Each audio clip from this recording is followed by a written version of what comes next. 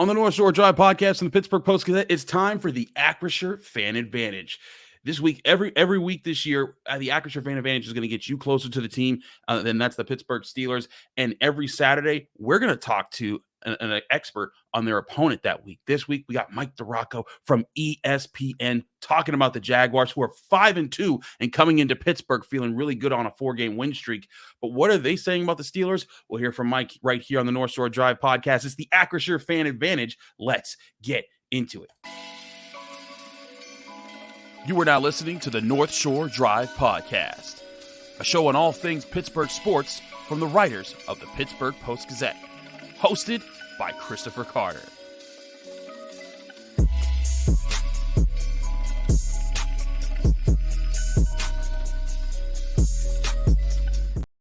Hello and welcome to the North Shore Drive podcast. This is the Acrisure Fan Advantage episode of the podcast that is brought to you by Acrisure all season long. The Fan Advantage brings you closer to the team than ever before, featuring exclusive answers to your burning questions by Steelers insider Brian Batko. We had that episode on Friday, and an in-depth conversation with an opponent expert every single week. Tune in every Friday and Saturday before the Steelers games all season long to get the Acrisure Fan Advantage, and visit acrisure.com/fan advantage for more information to submit your questions today. As always, you can find this show on your favorite podcasting apps and on YouTube. We got a special guest, Mike DiRocco from ESPN. And Mike, we're very excited to have you on the show. It's funny because a while ago, it feels like, I grew up in Pittsburgh. Steelers-Jaguars used to be this regular rivalry in the AFC Central. And even when they splintered into other divisions, they went back and forth. That rivalry kind of persisted. And it's kind of just died off after the Jalen Ramsey Jaguars kind of like faded out, and they've had to kind of rebrand and do everything. I think the last time they played was 2020, maybe 2021. It's kind of crazy to think about. But now both of these franchises are in such different places when they were. But when I look at them, I don't know about you, I see very similar teams right now. Young quarterbacks looking to find their way from the ACC. Running backs, first-round draft picks came from the same class.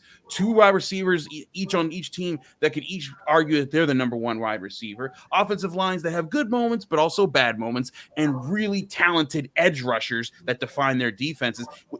Are these teams, is this a mirror match we're looking at on Sunday? Yeah, that's a great way of looking at it because they are pretty similar.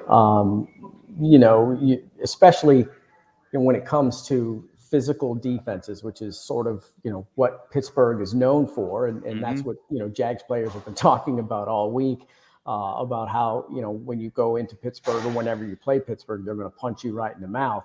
And this Jags defense has been much better than I think everybody around here, media-wise and fan-wise, has expected. It's been probably the biggest surprise on this team is how well they played defensively. So especially when you consider, they really haven't rushed the passer too well. Josh Allen has been really, really good, but that's pretty much all they're getting. But it's been a big surprise how good this defense has been. And it's really had to be because it's sort of carried this offense through some early struggles and through some periods in games when it's just been an offensive lull. So yeah, pretty similar teams for sure. And that's why I think this has got a chance to be one of the better, more entertaining games of the weekend. I'm right with you. I think this has a chance to be a great game. 4-2 team in the Steelers, a half game back of the first place Ravens, and the 5-2 Jaguars, who have jumped out to a start here. A lot of people in Pittsburgh are talking about Trevor Lawrence because of Kenny Pickett, and they want to see, everyone wants Kenny Pickett to have the sophomore year that Trevor Lawrence did, and taking a step forward and figuring his game out and getting them to the playoffs and getting a playoff win. But what are the Jaguars talking about the most about the Steelers? Are they obviously TJ Watt draws a lot of attention, but what have you heard them speak as far as him and the other things the Steelers do on their team right now? Yeah, TJ Watt's the number one thing they're talking about. I mean, he's a game wrecker, and that's what they, you can't have that guy wreck your game if you're the Jags or any team that's playing the Steelers.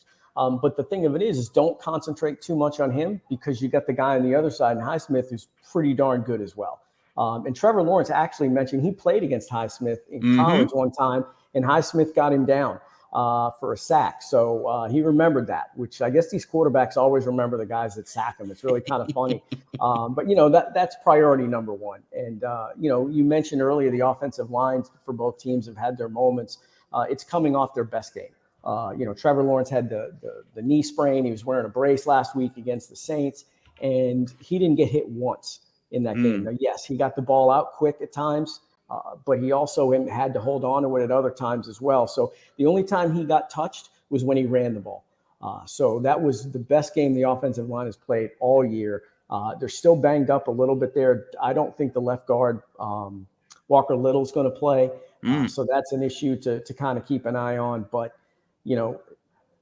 they're going to do whatever they can to keep TJ Watt out of that backfield. They're going to put a tight end over there, whether that's Evan Ingram, Brenton Strange, Luke Farrell. They're not going to give him a free run. Now, the right tackle, I know those guys flip and flop. So if you're probably going to, Cam Robinson, the left tackle, has been in this league a long time, since 2017, established guy.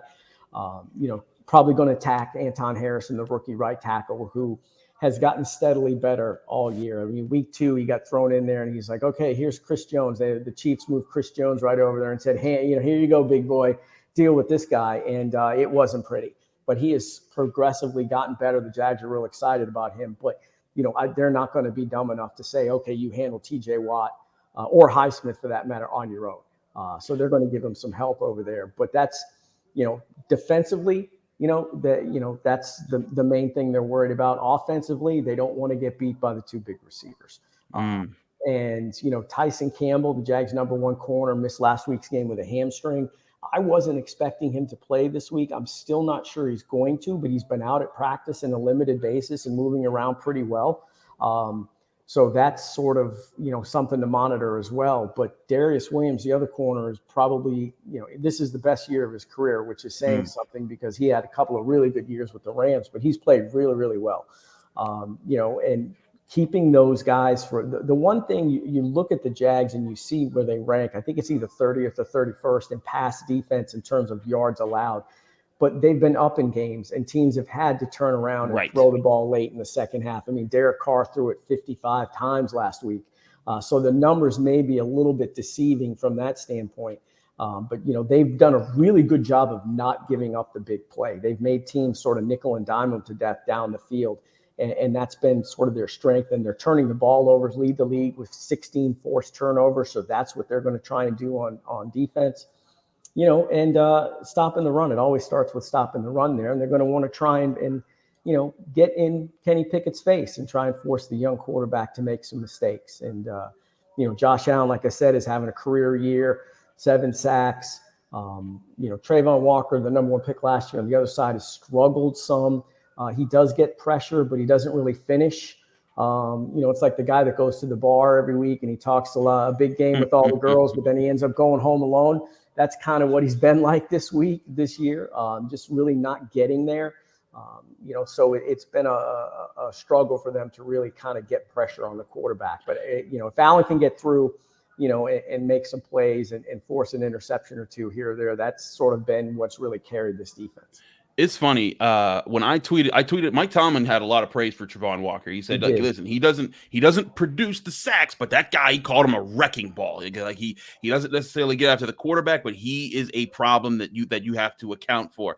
I tweeted that quote out, Mike, and I didn't realize that I just started a war in Jacksonville territory, because there were some Jaguars fans who were like, see, he is great. Why do you guys hate him? And some Jaguars fans were like, no, he's Mike Tomlin. He's just being nice. And I was like, what just happened? I just tweeted out, he does this every week. And I'm like, okay, fine. But I just thought it was hysterical to see that there is such a divide. And listen, Pittsburgh has plenty of those. Najee Harris and Jalen Warren at running back, do not get them started about that. Right. They're a fire mat candidate chance everywhere. One reporter saw at Johnny Gar, a local grocery store, there was a cake that said Fire Canada on it. Like ready in the bakery. And I'm like, y'all are sick. So I'm not surprised by Jaguars fans on the Travon Walker, Josh Allen thing, but it's just another sign to me of just one of the things that we're hearing out of Jacksonville with what's going on there. Yeah, look, the expectations on him are outrageous as the #1 overall pick, as they should be. Okay. And then you look at the guy that they passed on to take, Aiden Hutchinson, has been very good, really good as a player, as a rookie. He gets to the quarterback. He brings the quarterback down. He's got 4 interceptions.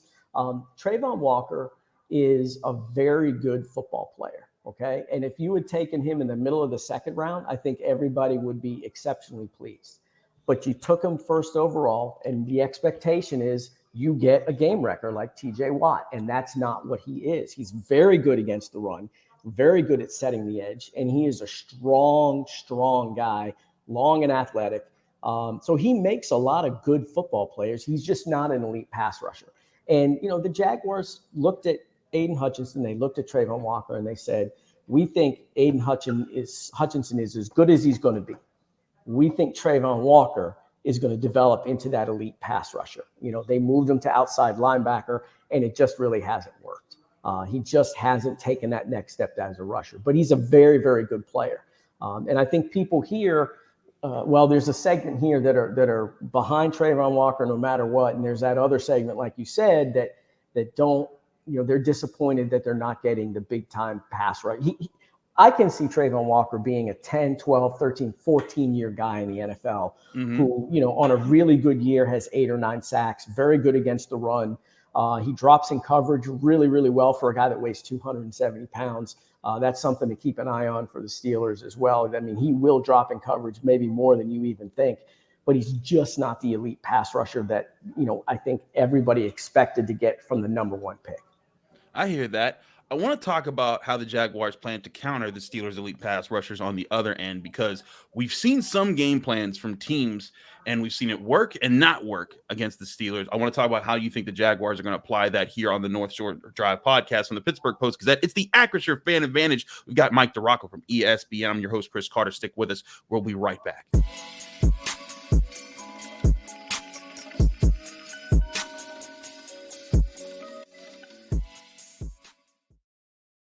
Back here on the North Shore Drive podcast is the Acrisure Fan Advantage. I'm your host, Chris Carter, here with Mike DiRocco of ESPN. He covers the Jaguars. He's known that he knows everything about the Jacksonville Jaguars as the Steelers take on the Jaguars 1 p.m. Sunday at Acrisure Stadium. Just a reminder, the Acrisure Advantage is coming to you all year long, getting you closer to the Steelers than ever before with exclusive answers to your burning questions that are submitted to us from Brian Batko and myself every Friday and then every Saturday, just like you're seeing right here. We talk to an expert on the Steelers' upcoming opponent and give you the full preview as far as the out-of-town perspective of what's coming up in this game. You can visit acrisure.com/fanadvantage for more information to submit your questions today. Mike, I got to talk to you about game plans that I've seen. I love watching film. I love breaking down the things and analyzing those parts of tape.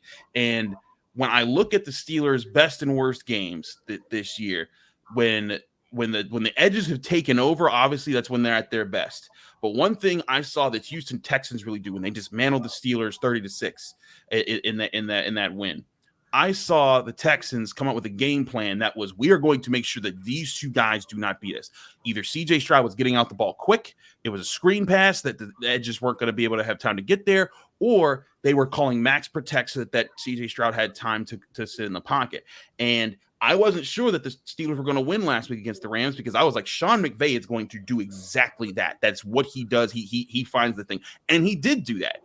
But the Steelers were able to counter it with different looks, different blitzes, and it became a really awesome chess match to watch when you went back and looked at the film last week. Do you anticipate the Jaguars kind of adjusting their style to something like that? Just get the ball quickly out of Trevor Lawrence's hands, or limit the amount of pass catchers that they have to make sure that he has all as much time as he needs to throw when they want to go deep? Or do you see the Jaguars trying to dictate their own pace of how they're going to call their offense? No, I think we'll see a lot of what we saw against the Saints last week, which was partly because of Trevor Lawrence's knee, the sprained knee that he was dealing with, but they got the ball out very quick. If you look at the numbers, Trevor Lawrence gets the ball out quick anyway. He's among the top 6, 7 in the league in terms of getting the ball time to throw. But last week, they threw a lot of quick wide receiver screens. They threw a lot of those, horizontal passes to the backs. They threw some to tight end Evan Ingram as well. So they're going to utilize a lot of that. And they're also going to do, some max protect at times. They're also going to make sure that TJ Watt is never, not accounted for with more than one player. I shouldn't say never, but certainly Travis Etienne is going to be coming out. They'll be chipping him a little bit. I think there will be more times where TJ Watt might get one-on-one on Cam Robinson, they'll feel a little bit more comfortable putting in that scenario than opposed to Anton Harrison, the rookie, taking him one-on-one. But they're not going to let, like you said, they're not going to let those guys beat them. Trevor Lawrence does a really good job of moving in the pocket as well. And when they did get close, he did take off and scramble last week. He was the leading rusher in the game. I think he had 63 yards. First time in his career he's led the Jags in rushing, and he was, he outrushed Alvin Kamara in that game last week, believe it or not, by 1 yard. So that's what you'll kind of see as well. And where I think the Jags have a decent advantage in that game is that, Christian Kirk is very, very good out of the slot. His quickness is really his strength. Mm-hmm. And the guy that's the matchup problem for a lot of teams is Evan Ingram. They can line him up out wide. They can line him up in the slot. He's essentially a wide receiver that's significantly bigger than, all the other Jags receivers. So they've got some options there. And Travis Etienne, as a receiver out of the backfield, this franchise used to be a franchise that struggled to do anything in the screen game. And Etienne has really kind of helped them turn that around. So they've got some options, but there's going to be some times when Trevor Lawrence is going to be asked to drop back and wait 2-3 seconds, to try and get something going down the field. And they're going to have to protect. I mean, that's just the bottom line. They're going to have to protect. There's going to be a handful of plays where, that offensive line is going to have to hold up. Now, a lot of it too will depend on what the Steelers do against Calvin Ridley, because, right. Last week the Saints, they bracketed, they had a guy over the top. They were not going to let Calvin Ridley beat them deep. So the Jags had to be patient and take some of those shorter passes and make that be their priority and, have to go on longer drives. And they showed the patience to do that, which is, a credit to a young quarterback, because sometimes those guys, in second and third years, they're just like, they just get too impatient and they want to take a shot down the field. So we'll have to see how the Steelers attack Ridley, because that'll kind of be the key to everything else too. I'm right with you on that. That makes a lot of sense. I wanted to ask you about Etienne because he's a very different style than Najee Harris. Both were first-round picks in that 2021 class. And I think you've seen him come on a little bit of late. He's been making some big plays. He's more of the home run hitter than Najee Harris. Najee Harris is more of the I'm going to turn 2 yards into 5 yards, 5 yards into 8 yards. Just be that physical kind of guy. What has allowed Travis Etienne to kind of get his burst lately? Because the Steelers, they have not consistently stopped the run this year, and that's something that they got a lot better at last year. Granted, Cam Hayward was a big factor in that, and he's been hurt most of this year, and he at least started practicing on Thursday for the Steelers. I don't think he'll be ready for this game, but he's at least opened up his window to return. But that, to me, Travis Etienne could be the biggest kind of X factor in this game outside of Trevor Lawrence, because of the Steelers' problems in stopping the run and his ability to not just run well, but take one little mistake and turn it into a huge play. Yeah, believe it or not, and it sounds weird to say this on a team with Travis Etienne or with Trevor Lawrence and Calvin Ridley, but Travis Etienne's been the offensive MVP of this team so far this year. Now, you look at his numbers the last several weeks, it's not 120 yards, 110 yards or whatever. He's had some 30s and some 40s and some 50s in there, except for the Buffalo game where he really had his best game of the year. But the thing he's doing is he's scoring touchdowns. He's got multiple touchdown runs in 3 consecutive games. If he gets 2 against the Steelers, he'll be the first guy to do it in 4 straight games since LaDainian Tomlinson in 2006. So he's up there in some pretty significant company. Last year, he was his second year in the league, but really his rookie year, because he missed 2021 with the Liz Frank injury. So he was really just kind of learning how to be a running back last year in the league. And what they told him after the season was, look, you left a lot of yards out there, and you left a lot of big plays out there. So here's what we want you to work on. We want you to work on squaring up at the line of scrimmage, getting through and making a move that sets up, the guys in the second and third level, to kind of make sure that you can get there and make a move and go ahead and, break a long run. And the 2 other things they needed him to do as well was to be smart about the hits he takes, because he seemed to take a lot of big hits last year, and he would put the ball on the ground. That's the other thing. He fumbled 5 times last year, which is entirely too many. And a lot of those came when he was fighting for an extra half a yard. So they wanted him to understand, look, go down. You don't have to fight for that extra half yard. Protect the football. That's the most important thing. So you add all that together, and he's been a much better back this year. And the one thing about him, too, is he's not the biggest guy, but he's very thick in his lower body. And what he was able to do 2 weeks ago against the Colts is he gets into the line of scrimmage, and he really doesn't need a big crease. And he's able to get himself small, and then he pops through the crease, and they've kind of lost track of it. And then that allows him, to get a couple of steps on somebody. And if he's able to get a couple of steps, he can break a long run. So, I think he's the X factor for this team going into this week. Until this offense really starts getting back on a roll like they were in the second half of the season, I think the best thing for them would be to kind of put the game on Etienne's shoulders and let him ride it out as much as he can. I hear you on that. I want to talk a bit about you now that we've gone over that aspect of the game. I want to talk about how this is going to play out, where you see some of the biggest clashes and matchups happening in this game. We'll do all that here in the North Shore Drive podcast. It's the Acrisure Fan Advantage from the Pittsburgh Post-Gazette. Chris Carter, Mike DiRocco, stick with us. We got one more segment here.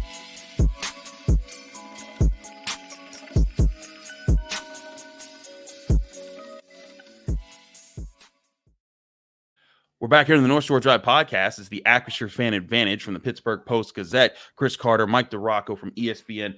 Mike, I want to get into. I love talking matchups. I love talking about what dictates things first. One matchup that I always look at in every game is I always look which defensive front will disrupt the other team's offense first, because that to me that's like when you're playing chess, who takes the first rook or who makes the first big move there. It doesn't necessarily determine who's going to win, but it can determine the path of the game here. Do you think that this is a game where that is the biggest thing you're looking at, is seeing like which defensive front can take over, or are you looking at another matchup that you see is going to be the biggest factor in who wins this game? No, I'm with you on the defensive front that takes over, especially because, of the situation with the Jags offensive line and the rookie on the right side and how inconsistent that group has been all year. Look, if TJ Watt has 3 sacks in this game, or between him and Highsmith, they have 3 or 4 sacks in this game, I think the Steelers win this game. The Jaguars have the offense. It's so funny because at the beginning of the year, before the season even started, I wrote a story that, Trevor Lawrence could be setting and breaking all of the franchise single season passing records this year. Everything's in place for this to happen. Maybe even approach 5,000 yards. I mean, you add Calvin Ridley to an offense that ranked 10th in yards and 10th in scoring last season. How could it not be one of the best offenses in franchise history? And it just hasn't materialized. Now, offense is down all over the league. But, they've had moments where they've looked really good, but then they've also had moments where it's been a struggle to move the ball. The third quarter against the New Orleans Saints, they had 3 plays. The week before against the Indianapolis Colts, they really struggled in the second half to get anything going on the ground. And they were lucky enough to have big leads and hold on. But the offensive line just wasn't able to create a lot of space in that run game, and that just kind of plugged everything up for them. So, I don't see this offense being, all of a sudden turning it on and being the explosive 400 and 500-yard offense that we saw at times last season. So they've got to be careful with turnovers, and they've got to be careful to stay out of some long yardage situations.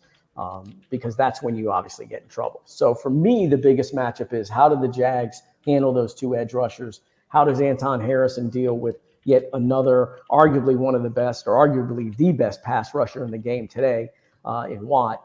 If they struggle with that matchup and Trevor Lawrence is getting hit and he's not able to get the ball out quick, then I think the Steelers win this game. And, Josh Allen is going to have a big game on his side. That, this pass rush and Josh Allen has had its moments, but, they went against the Houston Texans with 4 backup offensive linemen, and they didn't get C.J. Stroud down at all, which was a surprise. Travon Walker last week went up with against a backup offensive tackle, never even touched Derek Carr. It's not been consistent. So, they've got to play well, and they've got to play well against those 2 edge rushers, or this game is going to go pretty badly for the Jaguars. Just Thursday, in fact, in the Steelers locker room, George Pickens, who he makes a lot of headlines in Pittsburgh, he's a pretty big playmaker, back-to-back 100 yards receiving games. He talked about how the Jaguars defense, he called it a hope defense. And I think that he was looking for a way to explain how they're a defense that depends on their front to win, because they don't want their secondary to kind of be held out there in coverage too long, because they don't have the coverage guys to run with receivers, with top end receivers. Would you agree with that assessment, or do you feel like maybe that's missing a few key points that the Jaguars defense does bring to the table? Because like you said, they may be 31st in passing yards allowed, but they're 22 in yards per attempt, which kind of shows they aren't the worst pass defense in the NFL. It's just like you said, a lot of teams are throwing against them. Yeah, I mean, I don't think they're elite by any stretch of the imagination, but Tyson Campbell is one of the league's better corners. And Darius Williams, like I said, is having a career year. The guy who's really kind of stepped up too is Andre Cisco, the safety, who, in 24 career games at Syracuse had 13 interceptions. He didn't play much as a rookie, and he's really started to kind of come into his own, and he's got 3 picks this year, and should really have a touchdown, but, had the ball knocked out of his hand on his way to an interception return for a touchdown. So, the pass rush, when it has been good and when Josh Allen has been in the quarterback's face, has helped them out a lot. But I don't necessarily know that I would arguably call the secondary the strength of the defense. The middle linebackers have been really, really good, and Foye Oluokun and Devin Lloyd. But, at times, the pass rush that hasn't worked has been able to, when it hasn't worked, the secondary has given up some plays, but they're really not giving up the big shots.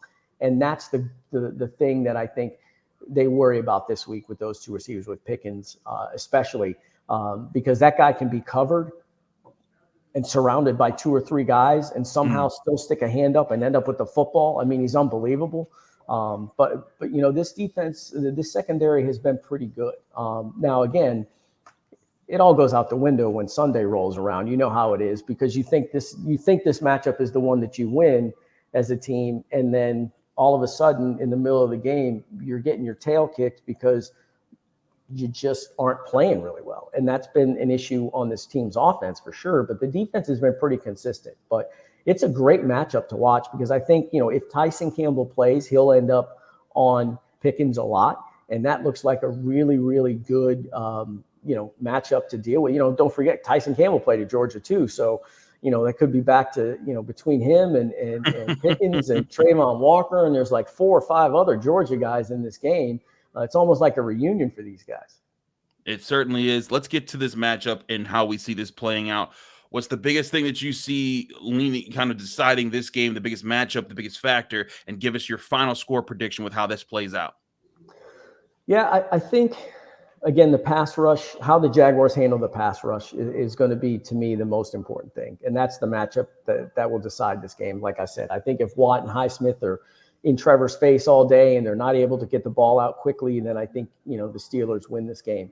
But I think if they're able to, give him enough time and Trevor can get the ball out quickly and they make some plays with those short throws. I mean, that's the thing too. You've got to break one of those, not necessarily to the house, but, those short passes can't go for 2, 3, 4 yards. You need to get a couple of 10, 12, 15 yarders out of that. And they can do that. Then I think they win the game. I think, they can get to Kenny Pickett. If they get to Kenny Pickett, I think there's some interceptions that are going to be in the future there for that game. But I do think it'll be a low-scoring game, maybe like a 17-14, because, like I said, the Jags offense just doesn't really consistently put up a ton of points and a ton of yards. So I think if the Jags can control the pass rush, I think they win at 17-14, and if they can't, the Steelers win at 17-14.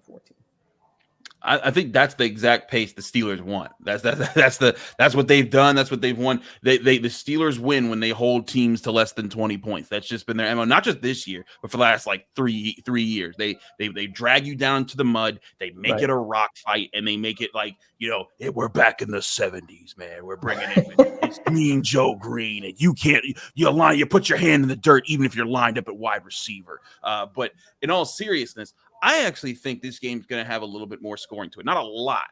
I have the Steelers winning 26-19 in a few odd different ways. I think the defense contributes to it. I think both teams create turnovers and both offenses capitalize on those opportunities. I just think that the one thing the Steelers have going for them, like you were talking about, Travon Walker, I think he's going to be a great player in the NFL as far as all the different things he can do. And I think he is that wrecking ball that Mike Tomlin talked about. But as far as getting to the quarterback in this game, I think that Highsmith and Watt and Ogunjobi and what the Steelers are doing now with their linebackers, Keanu Benton, their rookie defensive tackle, is getting better. DeMarvin Leal has been getting better at it. I think the Steelers are going to be able to throw a little bit more into how they'll attack Trevor Lawrence than the Jaguars will, and that will be the difference between a couple more turnovers or maybe even one more big turnover that the Steelers cause than the Jaguars cause. But these are, like I said, these are two very similar teams. And on top of, all the players we're talking about, they both have Super Bowl champion head coaches and guys that are highly respected. Doug Peterson and Mike Tomlin, when people talk about great coaches, they're both in those conversations in the NFL right now. So I just think everyone, if you're a football fan, you should be tuning into this game. Even if you're just a neutral fan, just wanting to see good ball, this is going to be one of those matchups. Mike, thanks so much for joining us here in the North Shore Drive podcast and the Acrisure Fan Advantage, man. Let people know where they can find you, follow you, and get more of your work. Yeah, you can follow me on X, formerly Twitter, at ESPN DIROCCO. Obviously I'm active on there. And then if you go to the ESPN.com NFL page, you'll be able to find all my stuff there as well. So I appreciate you having me. This was fun.